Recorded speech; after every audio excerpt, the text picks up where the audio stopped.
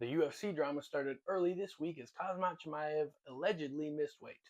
Meanwhile, Sean Strickland cut enough weight to bring his gun on the scales. Josh Hockett took the opportunity to pick fights with Alex Pereira, Paulo Costa, and Ilia Topuria, while Sean picked fights with a gay reporter, APAC, and the Department of Homeland Security. The UFC showed some love to the OGs by inducting Chris Weidman into the Hall of Fame and giving Jim Miller a $100,000 bonus. And then they gave Bobby Green a new pair of shorts. In the craziest punishment ever, Atiba Gontier knocked out Impractical Joker star Murr. Sean Brady displayed grappling that was strong enough to dominate Joaquin Buckley while having a chin weak enough to be knocked out by Bilal Muhammad.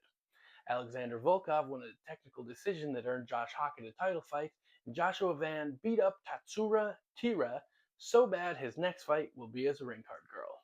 And in the main event, American hero Sean Strickland defeated Ivan Drago, bringing peace to the world and ending the Cold War. I'm Cody Heck. This is Cupcheck MMA.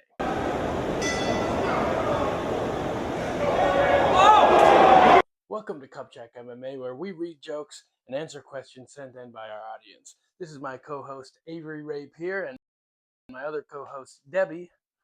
She's taking a little nap. Avery Rapier, not to be confused with Avery Consentier. Very different people.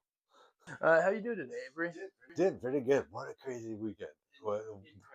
The best fight card I've seen, and I don't even know how long, top to bottom. I had so much fun watching it. I know you're one of your favorite fighters, Sean Strickland. I don't know about you, but I feel pretty goddamn proud to be an American right about now. Yes, I'm so proud to be an American, dude. It is so awesome, and just watching him deal with the wrestling like nobody had before, I felt like was awesome. Yeah, it was a GOAT performance, but we will get into that. How about you start us off with a joke? Khamzat Chimaev announced that he is taking more time away from MMA to resume his role as Jeff Dunham's third favorite puppet. Peanut was my favorite. Peanut? Which one was that one? Purple Monkey. Oh yeah, I think that's his first funniest puppet. After seeing the smooth and slender frame of Tatsuro Taira, Donald Trump demanded to have him at the White House as an appetizer. I mean, he was looking like a snack that day. One supple young boy. At UFC 328, Joshua Van defended his 125-pound title. At that size, it's more like Joshua Minivan. That's funny. We need better writers. Jesus. Netflix is hosting its first ever MMA event, headlined by Ronda Rousey and Gina Carano. And MMA fans are already calling it the biggest MMA card that Netflix has ever seen. It's the first one. It's the first one. It's you. ESPN's UFC 6 is set to come out next month, and it's so realistic that female fighters have the option to retire early and make millions on OnlyFans. We'll watch Kayla Harrison stuff. Fear boner. Okay, this is our last joke. Dana White said he is confident that this summer Conor McGregor will fight. His addiction to cock and ball torture. You see the weight? No, wait, what? What is what is the context of that? I thought you were just making a joke. No, he sent a dick pic, or he tweeted a dick pic. A dick pic got leaked, where he's like hanging a weight off of his wiener. Oh, yeah, it's crazy. was he packing? Connor's got to be packing. I didn't see the full thing. Okay. It looked longer though because it had a weight hanging off of it. I mean, that is probably a good dick stretching technique. I mean, my bro science is going off. I was like, yeah, dude, stretch it out. Yeah, it's like stringing a shoelace. You pull it too hard sometimes, and you ruin the shoelace. You know what I mean? Just mangled. I mean, dude, honestly, kind of a flex to be like. I mean, how much weight was it? We're talking about like 5 pounds. Like, dude, 5 pounds for a cock race. I feel like that's pretty good. Yeah, I don't know. I don't know the purpose of any of it, but we're out of jokes. We're gonna get into the questions. They're all about Conor McGregor's cock. Does Conor fight again? I mean, I don't know at this point. He's older than me, right? So he's like mid upper 30s, pushing 40. If he does fight it in the UFC, I don't know who he would fight. Jim Miller, like give him somebody that would honestly that'd take my money. I'll pay for that, and I would want Jim Miller to win. Just to ride off in the sunset. But other than that, he's got to fight in these Netflix like MVP organizations where he's fighting like a Diaz or a Poirier or something like that. But the contract issue.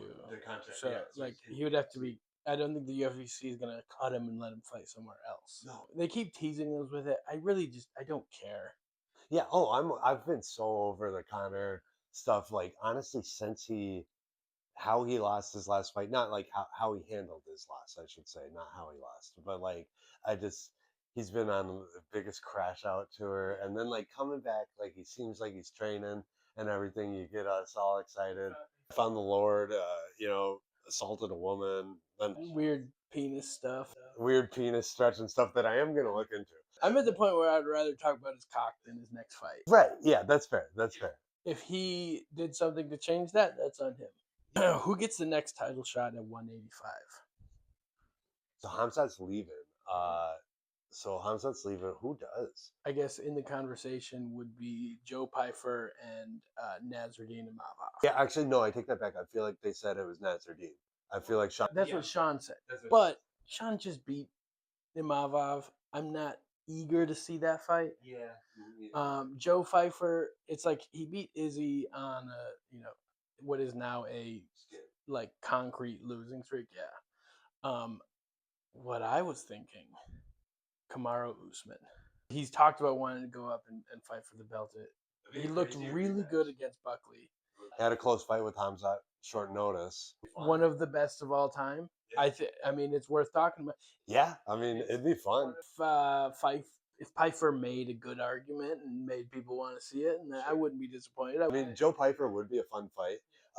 Him versus Sean. I think Sean is just a more complete fighter, where he would give Pyfer a lot of problems. But I think it'd be, fuck it, give him Kamaru, dude. Give him Kamaru. Do you think the beef between Sean and Hazmat was really fabricated? I think to an extent, yes, but I also think testosterone was at an all-time high. Egos were at an all-time high, where they were saying shit to get each other emotionally irritated, so maybe they weren't as tactical in the fight. That being said, do I think Sean really thinks Hazmat's a goat fucker? No. That was the only part that was true about the whole thing. So it was all fabricated. It's like, yeah, well, almost everything. So what I think is, it's like it kind of was, like you said, but Sean wasn't in on it while it was happening. Like he knew he had a job to do, Sure. but he was like buying into it himself. Yeah. When Kazmat makes a offhanded remark about jumping Sean with a bunch of Chechen gangsters, Sean's going to do exactly what he did, and they're like, okay, well, I'll shoot. Yeah. This is how I deal with getting jumped by Chechen gangsters as well. So yeah, I mean that's the thing. Like, these are two extreme alpha male, number one contender and the champion. And tensions. They're very competitive. They have a training history.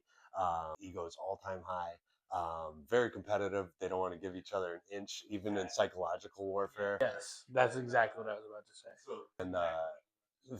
And Sean is a fucking wild boy, dude. He'll double down on anything, even if he's not in camp. He's one of the best personalities of the sport. I'm so fucking stoked that he's the champ again.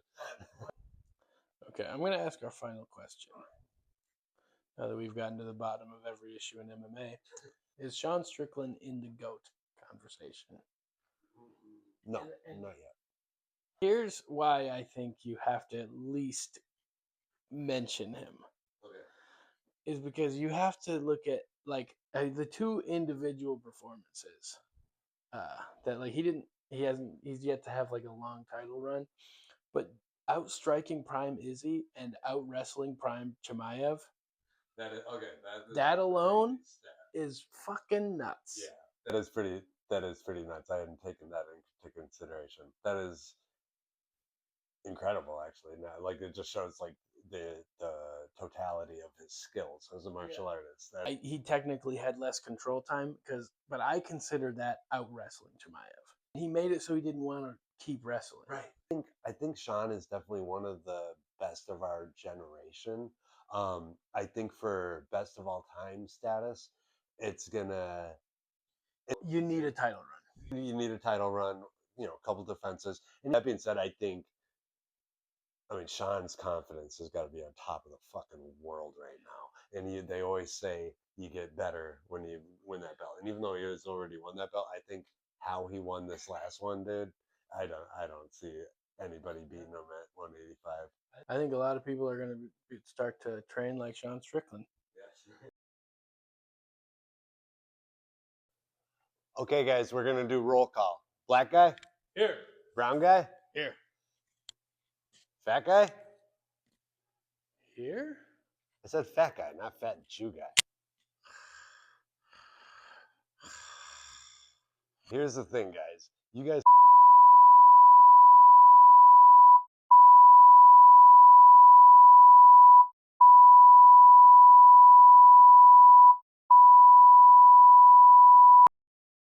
Well, you know, I guess that's about it for class. Your parents will pick you up soon, so good job. To the death! To the death! Okay, guys, let's spar. I'm going to go with the black guy.